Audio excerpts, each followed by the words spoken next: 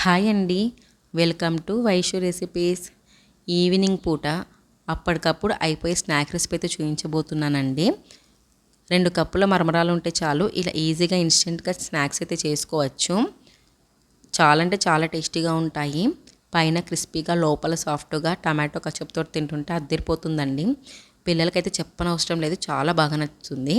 పదండి లేట్ చేయకుండా ప్రాసెస్లోకి అయితే వెళ్ళిపోదాము.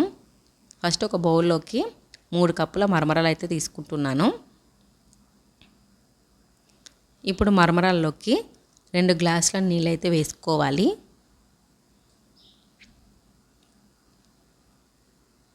ఇలా వేసుకున్న తర్వాత మరమరాలు ఎక్కువసేపు నానాల్సిన అవసరం లేదు, ఒకసారి చేతితోటి బాగా కలుపుకుంటే సరిపోతుంది.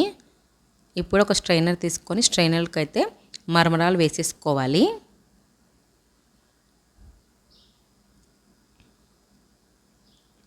చూడండి, మరమరాలు ఇలా ఉంటే సరిపోతుంది, సాఫ్ట్గా, ఎక్కువ నానాల్సిన అవసరం లేదు. ఇప్పుడు ఇంకొక బౌల్ తీసేసుకొని నానబెట్టుకున్న మరమరాలని బౌల్లోకి అయితే వేసుకోవాలి. కట్ చేసుకున్న ఉల్లిపాయ, పచ్చిమిర్చి, కొత్తిమీర, తురుముకున్న క్యారెట్ కూడా వేసుకోవాలి. 3 టేబుల్ స్పూన్ శనగపిండి, 2 టేబుల్ స్పూన్స్ బియ్యం పిండి వేసుకోవాలి. అలాగే స్పైస్కి తగ్గట్టు కారం అయితే వేసుకోండి. ఆల్రెడీ పచ్చిమిర్చి వేసాం కాబట్టి కారానికి తగ్గట్టు కారం వేసుకోండి. చిటికెడంత పసుపు, 1/2 టేబుల్ స్పూన్ సాల్ట్ వేసుకున్నాను. మీ టేస్ట్కి తగినంత సాల్ట్ అయితే వేసుకోండి.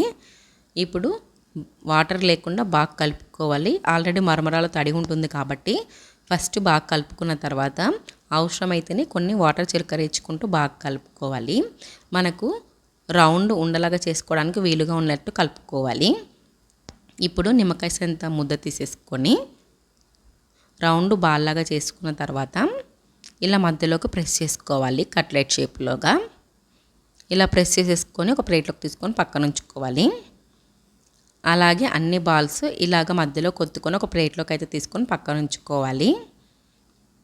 స్టవ్ వెలిగించి కడాయి పెట్టేసి 4-5 టేబుల్ స్పూన్స్ ఆయిల్ వేసుకొని, డీప్ ఫ్రై అవసరం లేదండి, షాలో ఫ్రై సరిపోతుంది.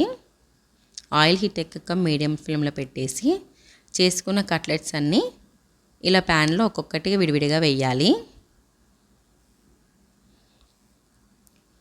ఇవి కంపల్సరీగా మీడియం ఫ్లేమ్లోనే కాల్చుకోవాలి, అలాగైతేనే లోపల వరకు కుక్ అవుతుంది.